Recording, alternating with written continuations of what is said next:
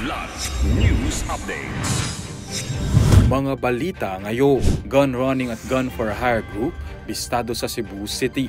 4 na Chinese arestado sa North Cotabato dahil sa fraud at smuggling. 2.8 million pesos na halaga ng ilegal na droga, kumpiskado sa bypass sa Cebu. Suspect Timbo.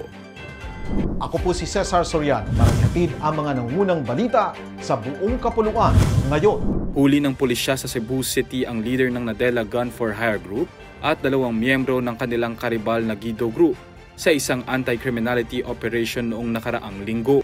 Pinaghihinalaan ng 2 grupo na nasa likod ng serya ng pamamaslang sa Cebu City noong nakaraang buwan, partikular sa mga biktimang may malaking pagkakautang sa ilegal na droga. Samantala, 3 katao ang inaresto habang patuloy na tinutugis ang isang dating opisyal ng Danao City matapos ang buy-bust operation laban sa ilegal na pagbebenta ng armas sa Barangay Suba.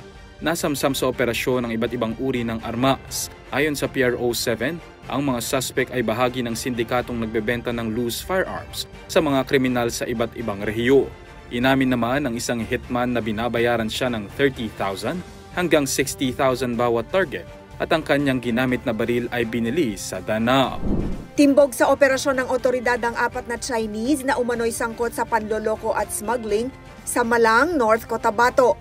Sa pinagsanib na puwersa ng Bureau of Immigration o BI, NBI Region 12, PDEA 12 at PNP, katuwang ang Joint Task Force Central at 6th Infantry Division, inaresto sa Barangay Nueva Vida ang mga suspect na sina Liu Dezhen, Tang Zhongyi, Tian Pei Wu at Wang Lianzhu.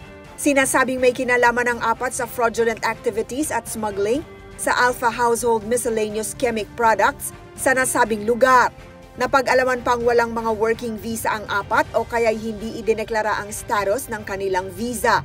Nasa kustodiya na ng otoridad ang mga suspect para sa investigasyon at pagsasampa ng kaukulang kaso. Umabot sa 2.8 million pesos na halaga ng ilegal na droga ang nasamsam mula sa isang 43 anyos na lalaki na itinuturing na high-value individual sa buy-bust operation ng Sawang Calero Police Station 6 ng Cebu City Police Office o CCPO kahapon sa Belgium Street, Barangay Suba, Cebu City. Bukod sa ilegal na droga, na-recover din mula sa suspect ang isang .38 caliber revolver. Ayon sa pulisya, matagal nang minamanmana ng suspect dahil sa patuloy nitong operasyon ng pagbebenta ng droga sa lungsod. Dahil dito mahaharap siya sa mga kasong paglabag sa Comprehensive Dangerous Drugs Act of 2002 o RA 9165 at Comprehensive Firearms and Ammunition Regulation Act o RA 10591. Ako po si Cesar Soriano, kasama nyo sa bawat pagputok ng balita.